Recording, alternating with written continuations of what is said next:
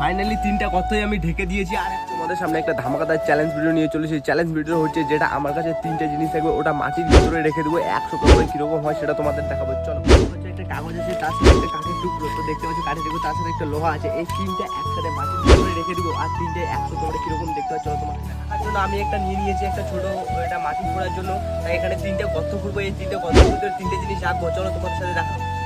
আর আমার সাথে একটা গর্ত ভালো করে খোঁড়া হতে না হতে আমার সাথে যা হলো, যেটা দিয়ে গর্ত খুঁজি সেটাই খুলে গেছে। মাটি খুঁড়তে খুঁড়তে হঠাৎ করে দেখতে পাচ্ছ এটা খুলে গিয়েছে। আর কি আর করবো, কিছু করার নেই। এটা ঠিক করে, এটা আমি এখন ঠিক করবো, মানে যেটা মাটি খোঁড়ার জন্য এটা আমি ইউজ করছিলাম।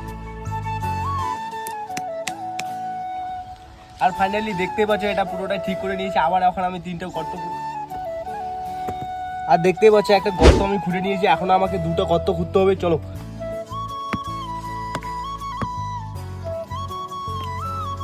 2টো গর্ত করা হয়ে গেছে। আর এখন লাস্ট আরেকটা গর্ত করবো।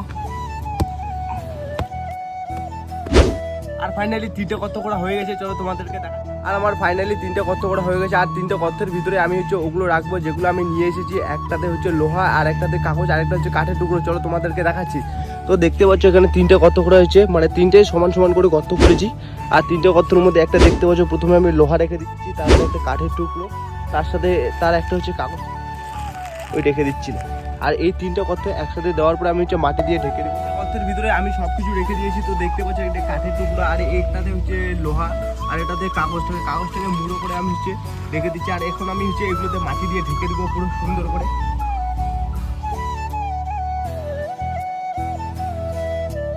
ফাইনালি 3টা গর্তই আমি ঢেকে দিয়েছি। আর ভালো লাগলে লাইক করে দিও, কমেন্ট করতে ভুলো না কিন্তু। টাটা।